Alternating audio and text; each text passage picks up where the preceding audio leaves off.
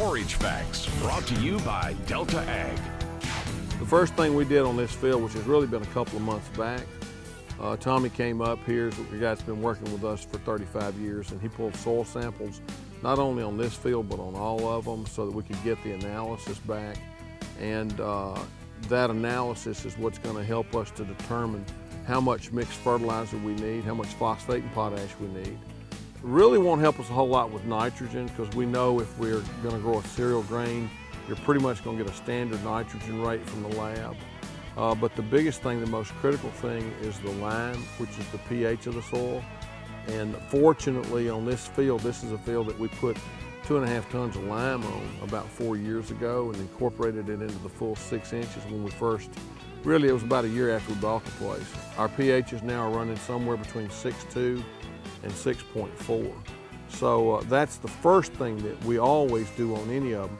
And we don't pull samples every year. Maybe we should. We pull them every other year, which really ought to suffice for what we're doing.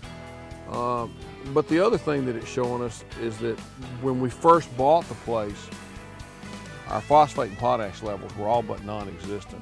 It's a red, what I call a red clay soil. And with 25 years in the soil testing business, doing consulting with growers, I don't know that I've ever seen a soil as poor as what this field was. But we put out some 90 units of phosphate and potash each year, 2 years in a row. We put 2.5 tons of lime on it. I say it's been 4 years. It's been 4 or 5 years ago. And the last 2 times, which is 3 years ago and this past year that we've pulled samples, our phosphate and potash levels look good. Our pHs are over 6. We're running about 6.2 to 6.3 in this field. And both our clover and our cereal grains, which is primarily oats, is what we plant, have all been very productive, have done well, and the deer and the turkeys have hammered this field. So, you know, fertilizer and soil testing is just a critical factor. People call me all the time and they ask me about their fields and about lime and a mixed fertilizer, and if you call me, or if you call Chuck Sykes, or really anybody in the business, the first thing they're going to ask you is, what does the soil test say?